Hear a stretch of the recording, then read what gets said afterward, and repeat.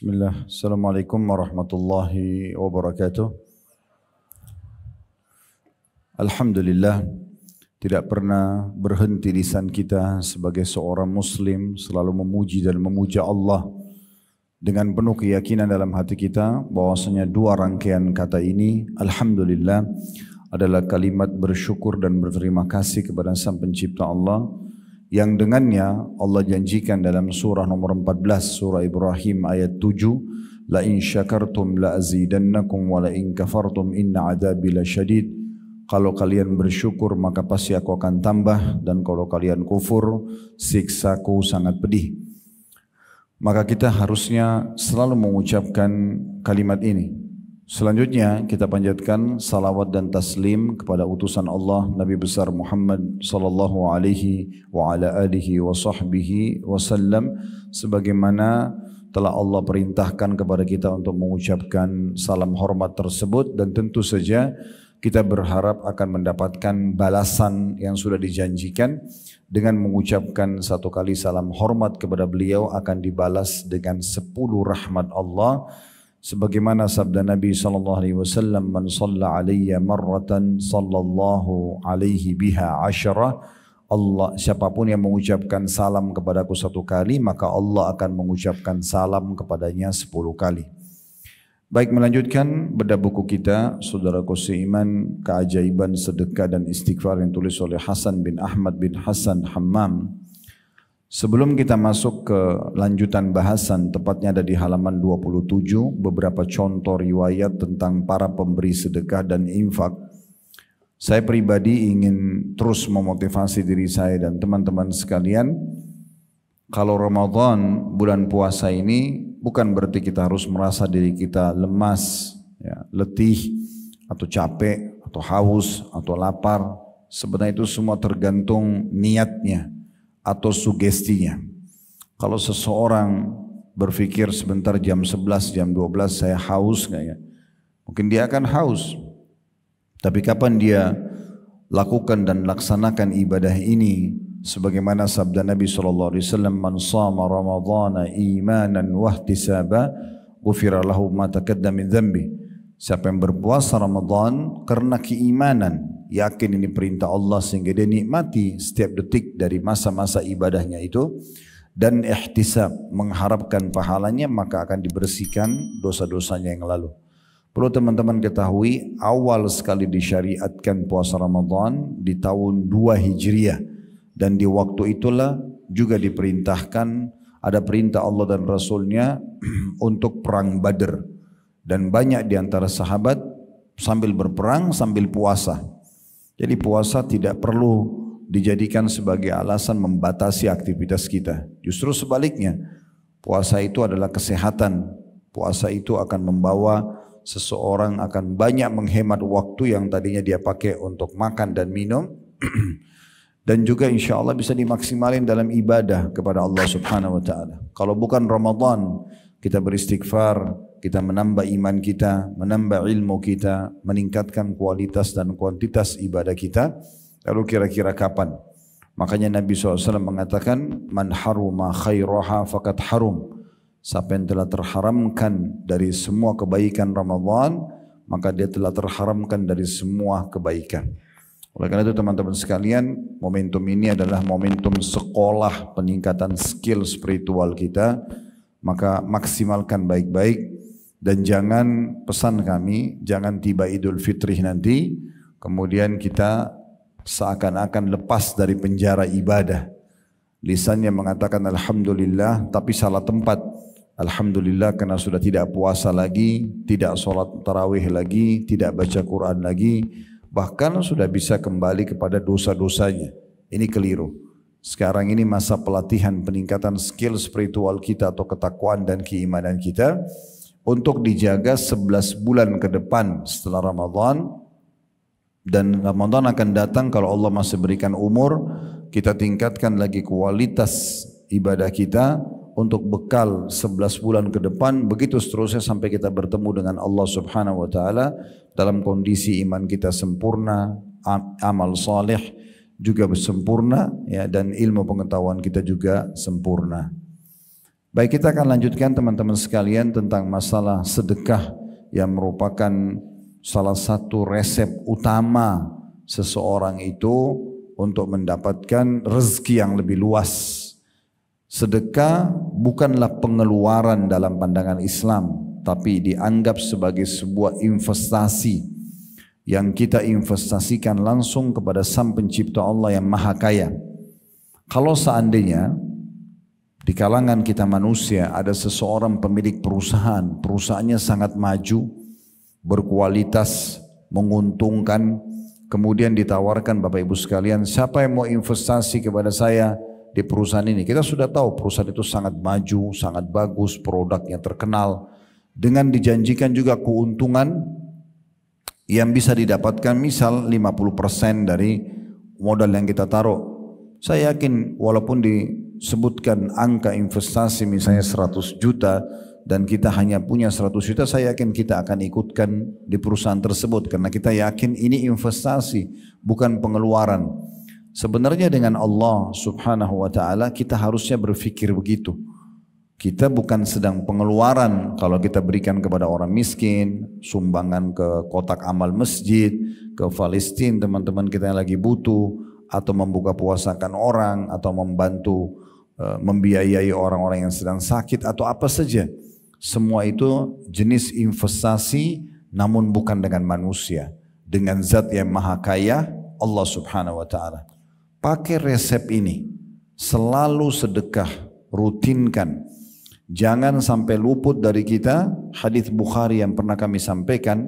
Kata Nabi SAW, "Idza asbah ibnu Adam," kalau tiba pagi hari, ya, di pagi hari anak Adam, maka ada dua malaikat yang diturunkan oleh Allah Subhanahu wa ta'ala. Yang satu mengatakan, "A'ti mumfikan khalafa," ya Allah berikanlah orang yang berinfak ganti.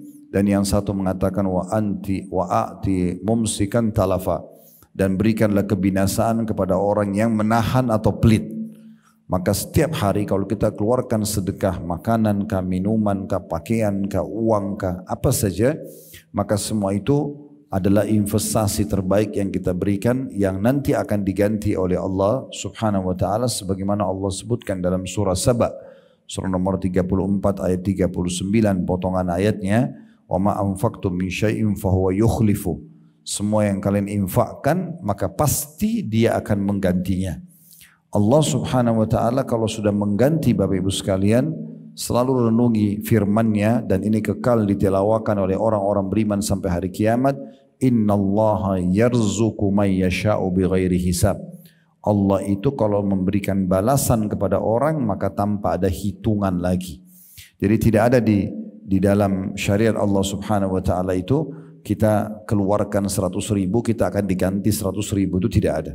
Tapi Allah akan balas dengan tanpa ada nilainya lagi. Jadi sangat besar balasan dari Allah Subhanahu wa ta'ala.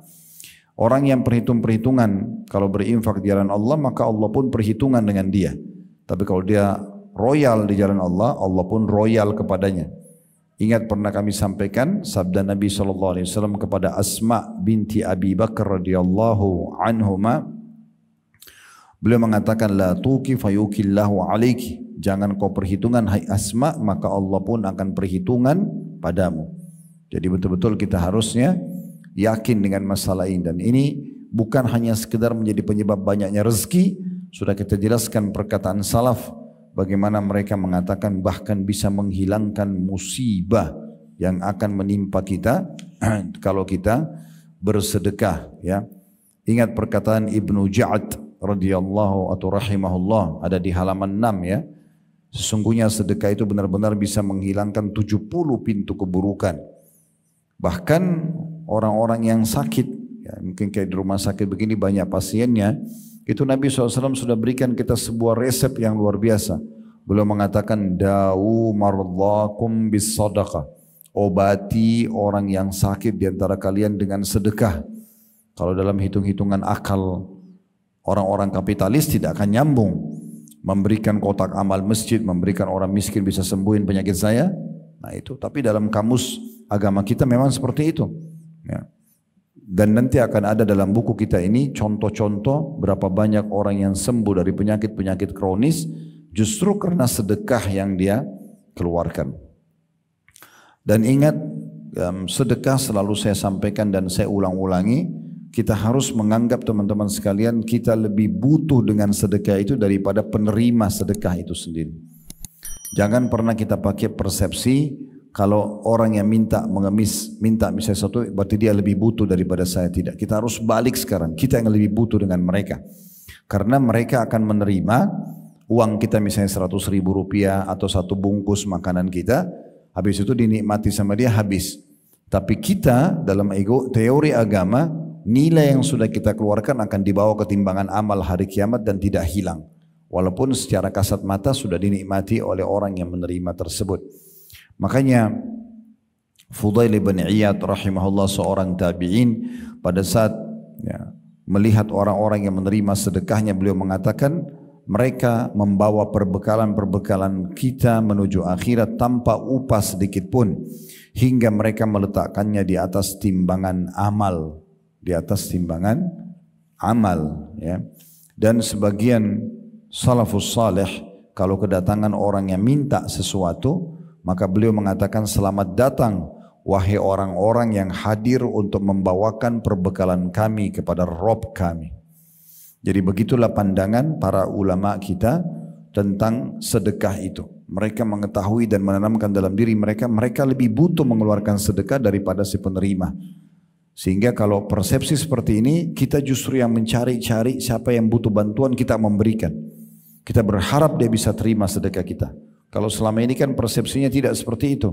Seakan-akan orang yang miskin itu yang minta, mereka yang butuh. Sehingga kita masih bisa negosiasi sama syaitan. Kalau orang minta masih bisa menolak, masih nggak mau kasih misalnya. Bahkan terkadang menghardik dan menyalah-nyalahkan orang yang minta-minta. Padahal merekalah sumber rezeki kita. Itulah investasi yang kita keluarkan. Baik, kita akan masuk ke beberapa contoh tentang sedekah ini. Dan akan dimulai teman-teman sekalian kalau yang pegang bukunya di halaman 27, kedermawanan Nabi Muhammad sallallahu alaihi wasallam dengan sedekah. Dan ini kebetulan dalil yang diangkat berhubungan juga dengan bulan Ramadan. Ya, bulan Ramadan ini bulan sedekah memang. Karena kata Nabi SAW, afdalus sadaqatu fi Ramadan. Sedekah yang paling afdal yang dikeluarkan adalah sedekah di bulan Ramadan ini. Ini paling besar pahalanya.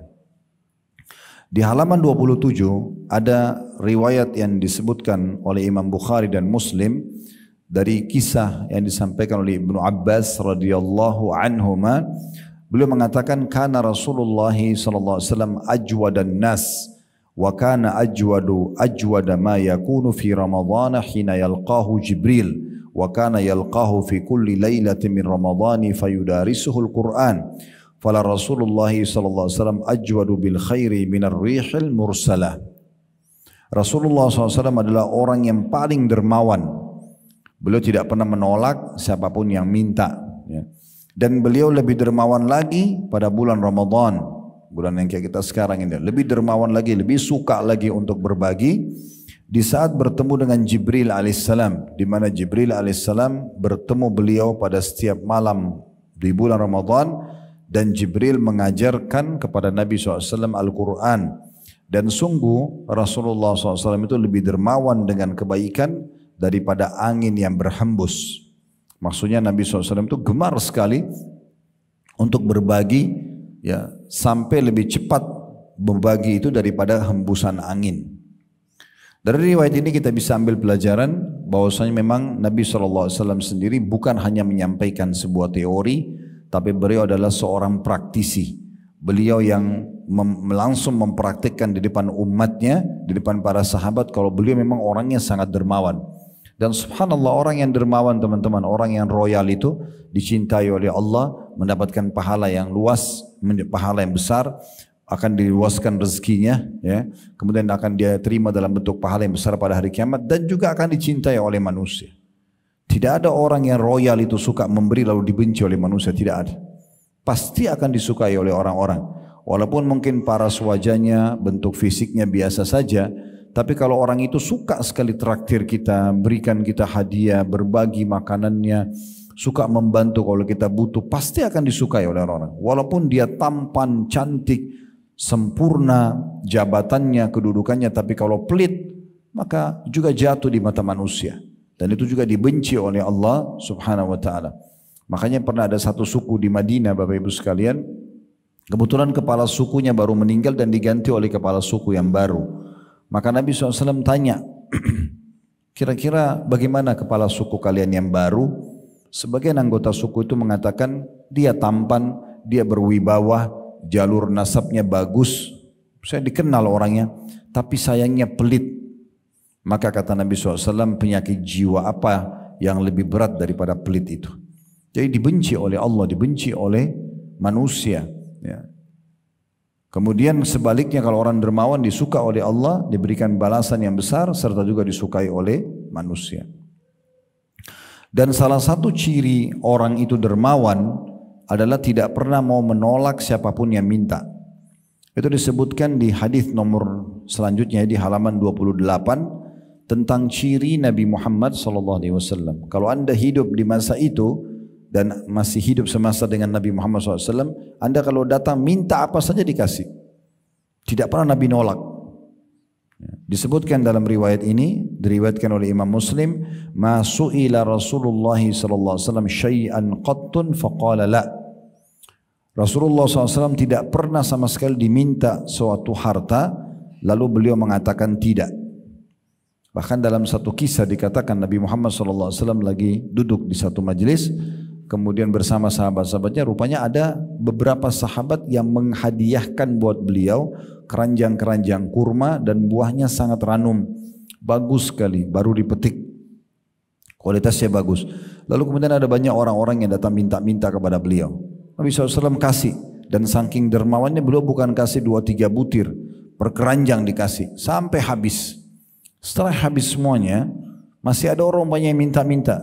Maka Nabi SAW terlihat sedih waktu itu karena tidak bisa beri kepada orang ini, saking cintanya dengan kedermawanan itu. Maka Umar bin Khattab di sebelah Nabi langsung mengatakan, ya Rasulullah, Allah tidak bebankan anda di atas kemampuan anda. Maksudnya anda sudah bantu tadi mereka yang lainnya. Ini kalau sudah datang lagi orang dan anda tidak punya, nggak usah anda bebankan diri anda. Nabi diam saja. Rupanya di sebelah Umar ada Ali bin Abi Thalib, anak mantu Nabi. Ali mengeluarkan korek kantongnya ada uang 3 dirham. Kemudian Ali mengatakan, ya Rasulullah, ini ada sisa 3 dirham, silakan anda letakkan di mana anda ingin. Maka Nabi SAW pun tersenyum lebar sambil mengambil uang itu dan memberikan kepada orang yang minta, dan beliau bersabda, bihadza umirtu, beginilah aku diperintahkan. Jadi bagaimana Nabi SAW menggambarkan kepada kita kalau Allah memang mau kita selalu memberi. Allah itu zat maha kaya dan suka hamba-hambanya untuk berbagi, dan dia akan balas kekayaan bagi hamba tersebut. Hampir semua jemaah yang saya pernah temuin, apakah jemaah haji, jemaah umroh kami, ataupun jemaah dalam pengajian yang Allah bukakan pintu rezeki, saya lihat yang tidak pernah berhenti rezekinya, perusahaannya maju, badannya sehat, itu satu kunci yang saya selalu lihat, mereka dermawan sekali, suka sekali berbagi. Beli hadiah banyak buat keluarganya pada saat mau pulang. Kalau haji dan umroh, di pengajian bagi-bagi makanan, bagi-bagi pakaian kepada jemaahnya misalnya. Jadi memang luar biasa gitu. Bagaimana mereka sangat dermawan, suka berbagi. Dengan mereka berbagi, akhirnya membuat memang semuanya, ya, orang-orang suka, dan memang rezeki mereka tidak pernah berhenti. Dan ini salah satu ciri Nabi SAW. Kemudian selanjutnya yang ketiga diangkat kisah oleh penulis dari Anas radhiyallahu anhu, beliau berkata, "Masu'ila Rasulullah sallallahu alaihi wasallam 'ala al-Islam syai'an illa 'atahu wa laqad ja'ahu rajulun fa'atahu ghanaman baina jabalaini faraja ila qaumi faqala ya qaumi aslimu fa inna Muhammadan yu'ti 'ata'an la yakhsha al-faqr." Hadis ini diriwayatkan oleh Imam Muslim. Artinya kata Anas radhiyallahu anhu, tidaklah Rasulullah SAW dimintai sesuatu atas keislaman, melainkan beliau akan memberikannya. Sungguh seseorang telah datang kepada beliau, lalu beliau memberikan kepada orang tersebut domba yang berada di antara 2 gunung. Kemudian orang tersebut kembali kepada kaumnya seraya berkata, wahai kaumku, masuklah kalian ke dalam Islam karena Muhammad itu memberikan pemberian dalam keadaan tidak akan mendatangkan kemiskinan. Jadi ini kisahnya ada di salah satu peperangan Nabi SAW, ada orang non-muslim. Orang non-muslim ini. Dia datang, dia lihat Nabi SAW lagi bagi-bagi harta rampasan perang. Dia minta, hai Muhammad, tolong kasih saya 1 ekor domba. Dia minta domba. Ya. Domba lumayan harganya, kita pun di Indonesia sekarang di atas 1,5 juta, 2 juta per ekor. Dia minta. Nabi SAW kebetulan punya domba banyak sekali di antara 2 gunung. Beliau mengatakan ambil domba-domba ini. Banyak dikasih orang itu. Dia tidak sangka. Dia mengatakan jangan engkau bercanda denganku hai Muhammad. Kata Nabi SAW tidak, ambillah. Dalam buku-buku sejarah dikatakan orang ini saking tidak percayanya. Dia jalan menuju domba-domba itu. Dia fikir para sahabat Nabi akan menahannya. Tapi ternyata tidak ada yang tahan. Sampai dia bawa pulang sekian puluh ekor domba, dibawa pulang ke kaumnya. Lalu kemudian dia pun masuk Islam. Dan dia mengingatkan kaumnya, dia mengatakan, hai kaumku, masuk Islamlah. Karena Muhammad mengajarkan pemberian, ya, mengajarkan agar memberikan pemberian yang tidak akan pernah membuat kita kemiskinan. Karena disuruh saling berbagi. Dan Nabi SAW tanamkan ini kepada kita umatnya. Kata Nabi SAW, harusnya seorang muslim itu kalau makan dia kasih saudaranya, kalau dia punya pakaian dia kasih saudaranya, selalu sedekah. Sampai para sahabat mengatakan, kami setelah mendengarkan motivasi dari Nabi SAW, kami sampai mengira tidak ada orang muslim yang punya hak dari hartanya sendiri dibandingkan saudaranya muslim yang lain. Maksudnya saking Nabi SAW motivasi, ayo bantu, ayo kasih, ayo bagi. Sampai di masa Nabi itu para sahabat menganggap, saya misalnya tidak punya hak lebih dari harta saya dibandingkan saudara saya muslim yang lain. Dia pun bisa menikmati harta saya. Saking besarnya motivasi Nabi SAW untuk berbagi. Selanjutnya Nabi SAW juga mendidik istrinya. Dalam hadis riwayat Muslim. Bagaimana Nabi SAW mendidik agar istri-istri beliau semuanya dermawan, suka berbagi. Dinukil dari riwayat Aisyah radhiyallahu anha annahum zabahu syatan faqala an-nabiy sallallahu alaihi wasallam ma baqiya minha qalat ma baqiya minha illa qatifuha qala baqiya kulluha ghaira qatifiha. Bahwasanya para sahabat pernah menyembelih seekor domba, lalu Nabi sallallahu alaihi wasallam bertanya, adakah sisa darinya? Aisyah berkata, tidaklah tersisa kecuali hanya pundaknya saja. Lalu beliau bersabda, tersisa semuanya kecuali pundaknya. Artinya akan tersisa untuk kita di akhirat kelak kecuali pundaknya saja. Saya sedikit jelaskan riwayat ini. Nabi SAW pernah menyembelih seekor domba, lalu beliau berikan kepada istrinya Aisyah. Dengan tujuan, bagilah dan sisahkan sebagian. Maka Aisyah pun membagi-bagi domba itu kecuali punggungnya yang dia tahu Nabi suka sekali makan bagian punggung depan kanan ya dengan paha nyambung gitu ya. Maka Aisyah tinggalkan itu untuk Nabi SAW. Waktu Nabi pulang rumah Nabi tanya, hai Aisyah, bagaimana dengan domba tadi? Kata Aisyah, semuanya sudah habis kecuali ya pundaknya sama lengan paha kanan depannya. Ya, karena saya simpan untuk anda ya Rasulullah. Maka Nabi SAW kembalikan menjelaskan kepada Aisyah, katakanlah semuanya masih tersisa yang sudah kau kasih itu, dan justru yang tinggal bersama kita yang habis adalah pundaknya. Apa maknanya? Yang engkau sedekahkan wahai Aisyah justru itu masih ada terus di timbangan amalmu hari kiamat. Yang kau makan itu habis untuk makanan saja. Berarti Nabi SAW memberikan pemahaman apa? Kalau kalian sedekah 100 ribu, 100 juta rupiah, berapapun anda keluarkan, maka itu adalah harta investasi yang sebenarnya karena kita akan terima hasilnya di hari kiamat. Justru yang kita pakai makan, yang kita pakai pakaian itu hanya akan habis kita pakai sebagai fasilitas. Dikeluarkan oleh Ibnu Jarir dari Sahal bin Sa'ad radhiyallahu anhu bahwa seorang wanita telah datang kepada Nabi SAW dengan membawa satu pakaian berupa mantel yang terukir pada ujung-ujungnya. Lalu wanita itu berkata, wahai Rasulullah, saya datang kepada anda untuk memberikan ini untuk anda.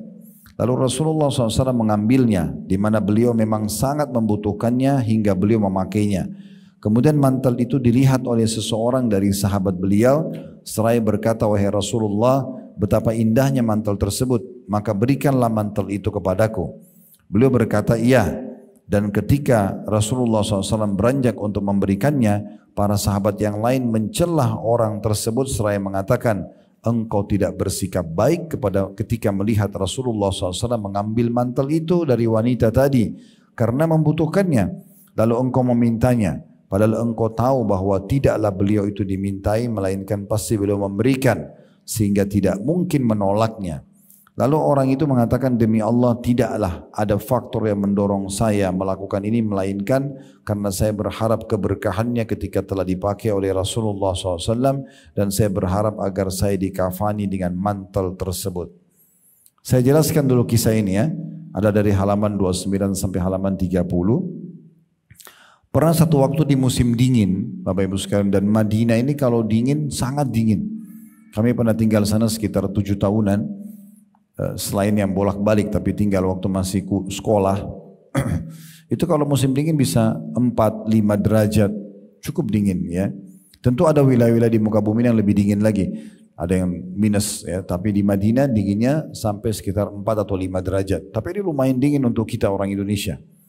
Yang jelas waktu itu ada seorang ibu, beliau membawa mantel, baju jubah musim dingin dan sangat indah, tebal, jahitannya bagus, disebutkan sini ujung-ujungnya ada ukiran-ukirannya, karena indahnya gitu. Lalu dia mengatakan, ya Rasulullah, saya datang untuk memberikan anda mantel ini. Maka Nabi SAW pun menerimanya. Dan dari poin ini kita ambil dulu sebuah pelajaran, bagusnya seorang muslim memberikan hadiah saudaranya muslim yang lain. Dan pada saat dia memberi, berikan yang terbaik. Berikan yang terbaik. Jangan setengah-setengah, kasih makanan terbaik, pakaian terbaik, semuanya yang terbaik kita berikan kepada orang lain. Dan juga sunnahnya kalau bapak ibu dikasih oleh orang, terima saja. Selama itu hadiah, tidak ada hubungannya sama pekerjaan anda. Ya, kalau pekerjaan, karena pekerjaan kita dikasih, namanya hadiah ummal. Itu nggak boleh. Sogokan sehingga membuat nanti anda prioritaskan orang tersebut, ini nggak boleh dalam Islam. Ya. Dan tidak halal bagi dia sampai dihalalkan oleh pemilik perusahaan.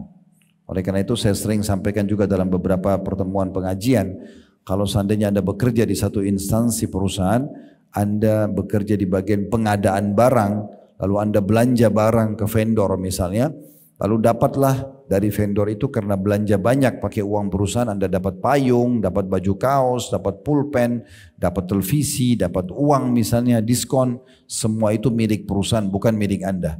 Anda harus kembalikan kepada perusahaan, kalau perusahaan halalkan baru halal. Kalau tidak, maka tidak juga. Ya, nah, ini contohnya. Nah di sini Nabi SAW menerima karena tidak ada urusannya sama pekerjaan. Perempuan ini memberikan karena ingin memberikan hadiah kepada Nabi SAW, maka Nabi terima.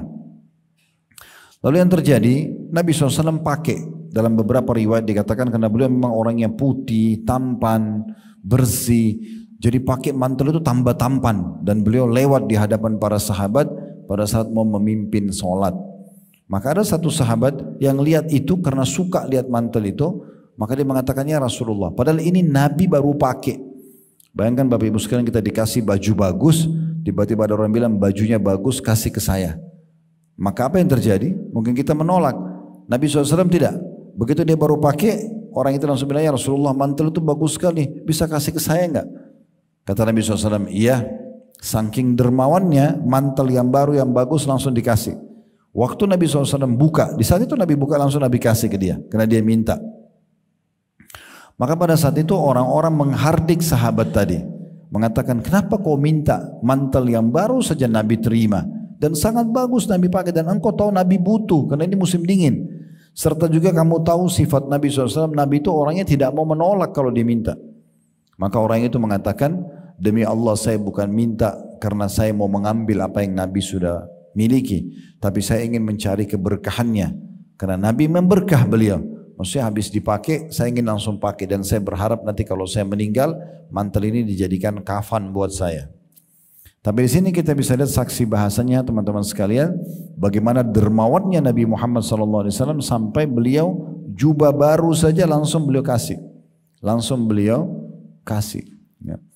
Ada sedikit tambahan riwayat, sepupu Nabi SAW namanya Abdullah bin Abbas radhiyallahu anhu, saking beliau belajarnya dari Nabi bagaimana dermawan ini, beliau pernah jalan dan beliau juga menggunakan jubah baru.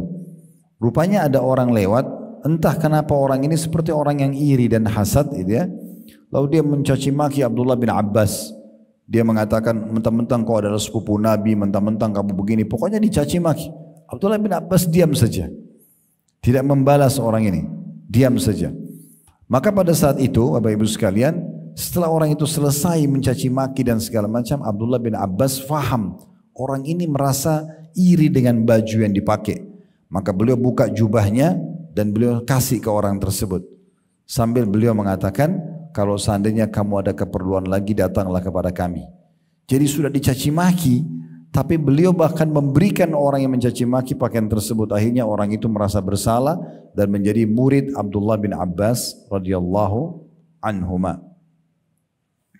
Baik, kita masuk selanjutnya, bagaimana riwayat tentang motivasi Nabi SAW. Tadi kita sudah jelaskan motivasi kepada istrinya.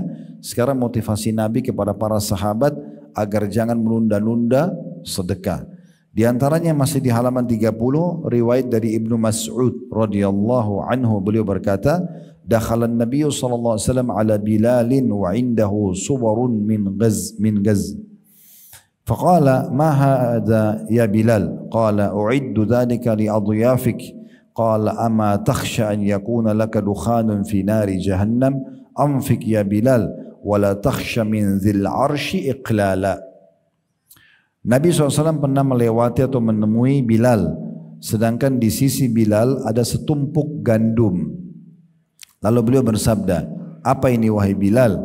Bilal menjawab, saya menyiapkan untuk tamu-tamu Anda. Maka Nabi SAW mengatakan, tidakkah engkau takut bahwa engkau memiliki masakan nanti di neraka Jahannam? Infakkan wahai Bilal, dan jangan engkau takut kemiskinan dari zat yang memiliki arsh. Ya. Sabda Nabi SAW di halaman 31-nya, dan jangan engkau takut kemiskinan dari zat yang memiliki arsh, atau adalah merupakan bentuk keyakinan dan kepercayaan kepada Allah, berprasangka baik kepadanya dan bertawakal kepadanya diiringi dengan melakukan sebab-sebabnya.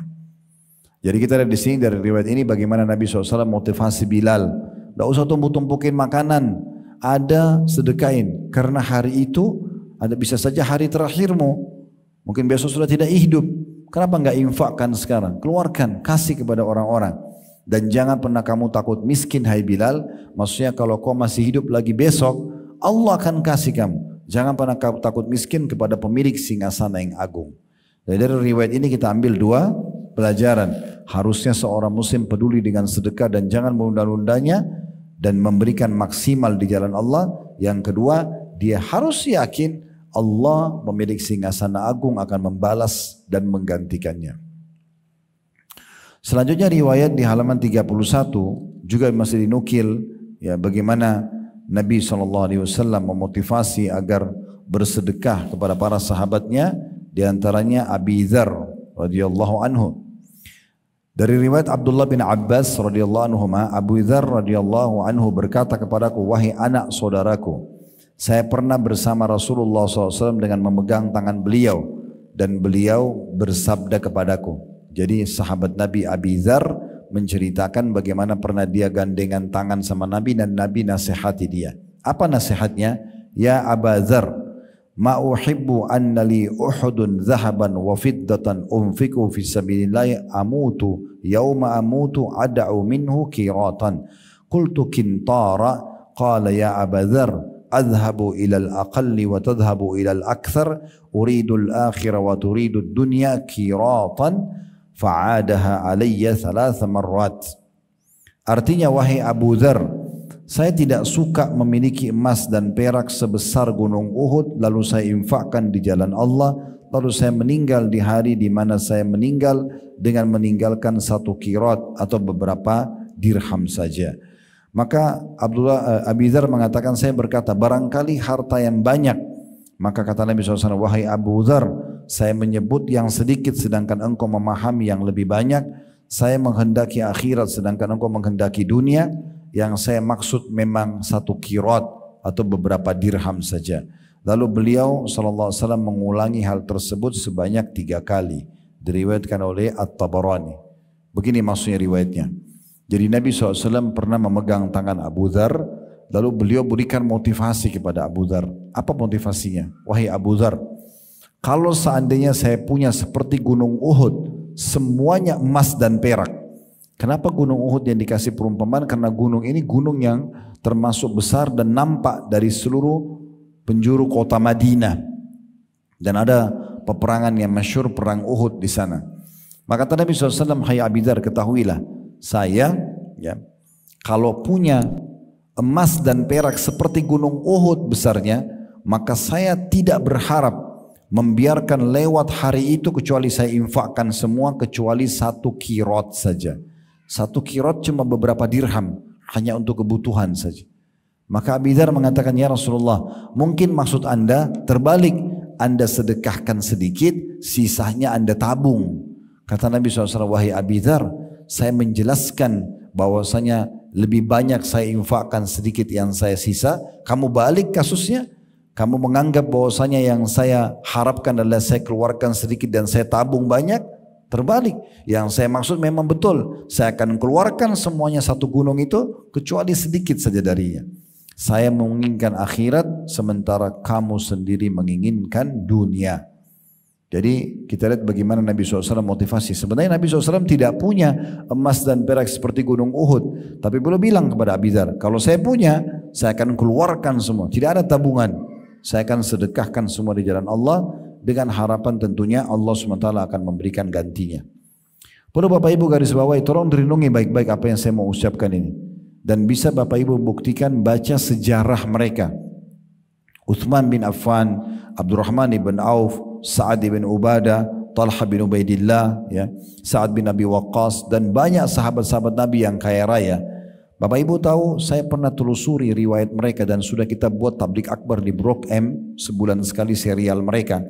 Saya bacakan dari beberapa referensi, mereka memang betul-betul pada saat meninggalkan harta, kalau dihitung uang kita mungkin ratusan miliar. Pertanyaan sederhana, dari mana warisan yang ditinggalkan oleh sahabat-sahabat ini? Apakah dari hasil tabungan mereka semasa hidup mereka? Ternyata jawabannya bukan, Bapak Ibu sekalian. Gudang harta mereka menjadi penuh justru beberapa hari sebelum mereka meninggal, karena mereka rutin bersedekah. Orang yang sedekah ini tidak akan pernah habis hartanya. Tidak akan pernah habis. Dia sudah mendapatkan pahala karena dia sedekah, dia bisa penuhi kebutuhannya dengan uang itu dan akan dibalas oleh Allah Subhanahu wa taala. Ini jelas sekali dalam fakta lapangan di kehidupan para sahabat tersebut. Jadi pada saat mereka meninggal, seperti Abdurrahman bin Auf itu, saking menumpuknya emas di gudangnya sampai harus di waktu dibagi kepada harusnya dihancurin, dipotong sama kampak. Ya, saking besar-besarnya gundukan emas itu. Ya. Tapi subhanallah, ini sekali lagi bukan hasil tabungan semasa hidup, tapi datang beberapa hari sebelum beliau meninggal dunia karena rutinnya bersedekah. Talha bin Ubaidillah radhiyallahu anhu, nanti akan ada kisahnya di sini ya. Bagaimana beliau gelisah pada saat mau tidur di malam hari, istrinya tanya, kenapa anda gelisah? Dia mengatakan, saya telah kedatangan keuntungan sekian peti, isinya emas semua. Ini keuntungannya. Maka saya gelisah jangan sampai saya meninggal, Allah tanya nih harta, ya, masih ada di rumah. Maka istrinya yang salihah, ya bukan seperti wanita di masa sekarang, mungkin kalau dia harta suaminya melimpah malah buat saya aja, biar saya beli emas, biar saya begini. Tapi wanita ini mengatakan, kenapa anda pikirkan itu? Mari kita bungkus harta ini dan kita bagi-bagikan. Maka suami istri semalam suntuk menghabiskan keuntungan perusahaan mereka untuk dibagikan kepada orang-orang susah. Sampai tiba pagi hari. Dan waktu ditanya petugas di rumahnya, berapa harta yang dikeluarkan oleh Talha, maka dikatakan sekitar 600 ya, atau 600 ribu ya, dirham atau dinar itu. Saya kurang ingat jumlahnya, tapi seperti itulah. Jadi jumlahnya banyak sekali dalam bentuk rupiah tentunya. Baik, itulah contoh dari Nabi Muhammad sallallahu alaihi wasallam Sekarang kita masuk contoh dari Abu Bakar radhiyallahu anhu dan kita akan tutup dengan ini tentunya ya. Disebutkan di halaman 32 dari Umar bin Khattab radhiyallahu anhu, beliau berkata, "Amarana Rasulullah sallallahu alaihi wasallam an natasaddaqa fawaqa dzalika indi malan faqultu al-yawma asbiqu Abu Bakr in sabaqtuhu yawman faji'tu bi nisfi mali." Faqala Rasulullah sallallahu alaihi wasallam, "Ma abqaita li ahlik?" Qultu abqaitu lahum nisfa, atau dalam kurung an-nisfa mithlahu. Wa ata Abu Bakar bi kulli ma indahu faqala ya Abu Bakar ma abqaita li ahlik? Qala abqaitu lahumullah wa rasulah. Qultu wallahi la asbiquhu ila syai'in abada. Kata Umar radhiyallahu anhu, karena ini cerita tentang Abu Bakar ya. Abu Bakar ini orangnya suka berinfak, dan kalau berinfak itu enggak nanggung-nanggung. Kalau dia korek kantongnya ada uang 500 ribu, semua dikasih 500 ribu. Dia orangnya enggak perhitungan. Langsung dikeluarkan semua. Lagi enggak pakai milih-milih lagi duitnya. Itu sifatnya Abu Bakar. Maka Umar satu waktu mendengar seruhan dari Nabi SAW untuk berinfak. Pada saat itu untuk perang. Maka Umar berkata, pada suatu hari Rasulullah SAW memerintahkan kami untuk bersedekah. Maka hal itu sangat bertepatan sekali dengan waktu saya memiliki harta, kata Umar. Lalu saya bergumam, saya berkata dalam diri saya sendiri, hari ini saya pasti dapat mengungguli Abu Bakar apabila saya mendahulunya pada hari tersebut. Maksudnya selama ini Abu Bakar selalu kalahkan saya ini kalau bersedekah. Mulai hari ini saya akan kalahkan Abu Bakar. Ini kata Umar. Karena selama ini setiap kali Umar mau sedekah pasti Abu Bakar sudah lebih dulu bersedekah dan selalu jumlahnya lebih banyak. Maka Umar pada itu bergumam mengatakan, mulai sekarang hari ini saya akan kalahkan Abu Bakar. Lalu dia datang membawa setengah dari hartanya kepada Nabi SAW, dan Nabi SAW bertanya, apa yang engkau sisakan untuk keluargamu hai Umar? Maka Umar berkata, saya telah menyisahkan buat mereka semisal harta ini. Sama, misalnya punya uang 100 juta, 50 juta diinfakkan, 50 juta dikasih tinggal untuk keluarganya. Tidak lama kemudian Abu Bakar datang dan membawa seluruh hartanya. Maka Nabi SAW bertanya, wahai Abu Bakar, apa yang engkau sisakan buat keluargamu? Maka Abu Bakar menjawab, saya telah menyisahkan Allah dan Rasulnya buat mereka. Maka Umar mengatakan, demi Allah, saya tidak akan mampu melampaui Abu Bakar untuk mencapai keutamaan selama-lamanya. Jadi di sini keutamanya Abu Bakar radhiyallahu anhu, Bapak Ibu sekalian, kalau ada orang minta bantuan atau minta sumbangan, maka beliau akan memberikan maksimal apa yang dia punya pada hari itu. Tentu di sini maksudnya bukan rumahnya semua dijual, tunggangannya atau kendaraannya kalau kita sekarang dijual misalnya, enggak. Tapi apa yang sedang beliau pegang di tangan itu dikeluarkan semua, dikasih ya di jalan Allah Subhanahu wa taala. Ibnu Ishaq di halaman 33, ya kita tutup dengan ini ya, telah meriwayatkan dari Asma radhiyallahu anha, ia berkata, tak kala Rasulullah SAW pergi bersama Abu Bakar dan Abu Bakar membawa seluruh hartanya sebesar 5.000 dirham. Asma berkata, lalu kakekku Abu Quhafa datang kepada kami di mana beliau telah buta seraya berkata, demi Allah sungguh saya berpendapat bahwa dia menyakiti kalian dengan menafkahkan seluruh hartanya untuk kepentingannya sendiri. Asma berkata, tidak demikian wahai kakek, sesungguhnya dia telah meninggalkan harta yang banyak buat kita. Asma melanjutkan perkataannya, lalu saya mengambil beberapa batu dan meletakkannya pada lubang rumah yang menjadi tempat penyimpanan harta ayahku. Kemudian saya meletakkan pakaian di atas batu-batu tersebut, lalu saya menarik tangan kakekku seraya mengatakan, wahai kakek, letakkanlah tanganmu di atas harta ini. Asma terus berkata, lalu kakekku meletakkan tangannya di atasnya dan berkata, tidak mengapa bila dia telah meninggalkan buat kalian barang ini. Sesungguhnya dia telah berbuat baik dan hal ini adalah kelanjutan hidup kalian.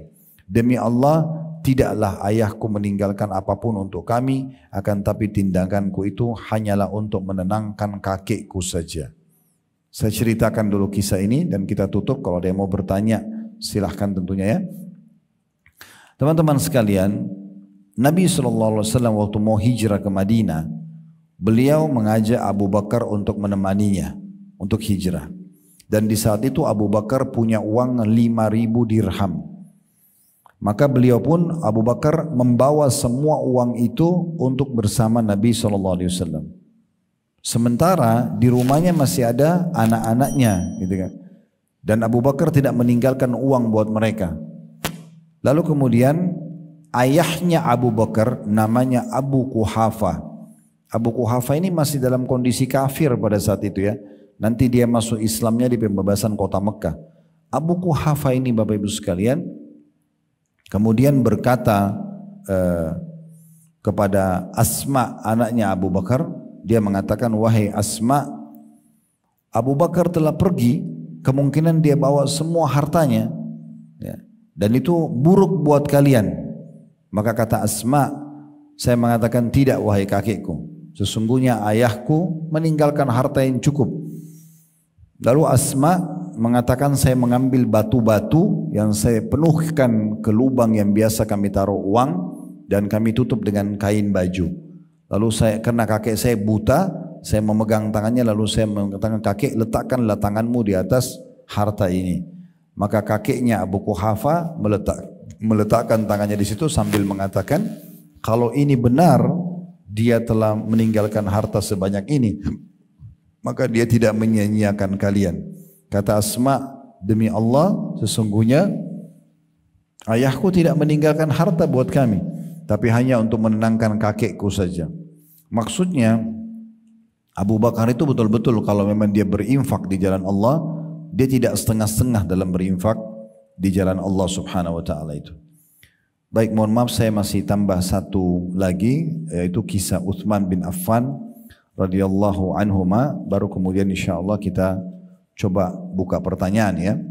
Salah satu contoh juga orang yang sangat suka berinfak adalah Uthman bin Affan radhiyallahu anhu, anak mantu Nabi dan termasuk orang kayanya sahabat. Disebutkan di halaman 34 Al-Hakim meriwayatkan dari Abdurrahman bin Samurah radhiyallahu anhu, beliau berkata, Uthman bin Affan datang kepada Nabi SAW dengan membawa 1.000 dinar ketika mempersiapkan pasukan Al-Usra atau pasukan perang Tabuk ketika masa sulit. Lalu Uthman meletakkan seluruh dinar itu di pangkuan Nabi SAW. Abdurrahman berkata, lalu Nabi SAW membalikkannya seraya bersabda, ma dharra Uthmana ma amila ba'da hadzal yaum. Tidak akan ada yang membahayakan Uthman apapun yang dilakukannya setelah hari ini. Beliau mengatakannya beberapa kali, diriwayatkan oleh Al-Hakim. Jadi contoh di Uthman bin Affan, waktu Nabi SAW panggil, ayo berinfak, ayo bersedekah, di peperangan terakhir beliau, namanya Perang Tabuk, Bapak Ibu sekalian, Perang Tabuk, peperangan terakhir. Dan waktu itu jaraknya jauh sekali dari Madinah, di musim panas, sampai dikenal dengan peperangan yang sulit. Ya. Ada 30.000 pasukan muslim akan berangkat, dan itu tinggal tunggu beberapa hari saja akan panen kurma. Lalu itu pendapatan utamanya penduduk Madinah. Lalu Nabi SAW ajak orang-orang untuk berinfak. Nah, di antara yang paling besar berinfak adalah Uthman bin Affan membawa 1.000 dinar ya, kepada Nabi SAW. Ini nilainya miliaran ya. Langsung diletakkan di paha Nabi SAW. Ya Rasulullah, ini saya infakkan untuk berperang. Maka Nabi SAW menjamin mengatakan, setelah perbuatan ini, sedekah ini, tidak akan ada yang bisa membahayakan Uthman. Maksudnya membahayakan, dia tidak akan miskin, dia tidak akan sengsara, baik dunia ataupun akhirat. Ini karena infaknya di jalan Allah.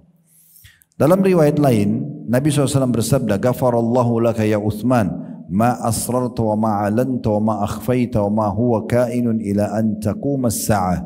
Semoga Allah mengampuni wahai Uthman, apa yang engkau rahasiakan, apa yang engkau tampakkan, dan apa yang engkau sembunyikan, serta apapun yang terjadi hingga hari kiamat nanti. Maksudnya karena dia berinfak, maka Nabi doakan dengan doa yang mulia ini. Ibnu Umar juga menukil di halaman 35 tentang kedermawanan Uthman.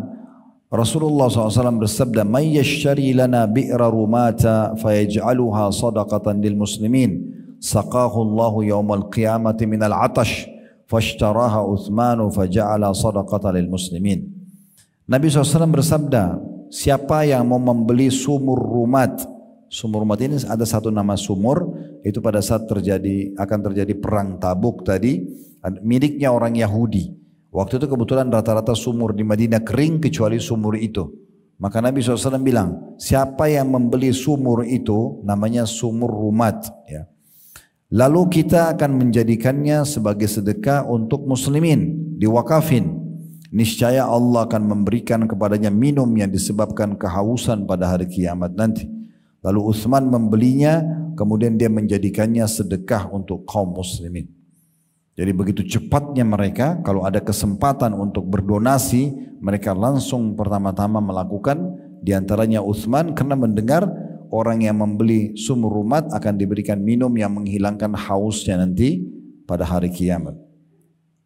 Selanjutnya dari Ibnu Mas'ud radhiyallahu anhu, beliau mengatakan kami pernah bersama Nabi SAW pada satu perang, lalu pasukan kaum muslimin mengalami kesulitan hingga saya melihat kemalangan di wajah kaum muslimin dan kebahagiaan di wajah orang-orang munafik.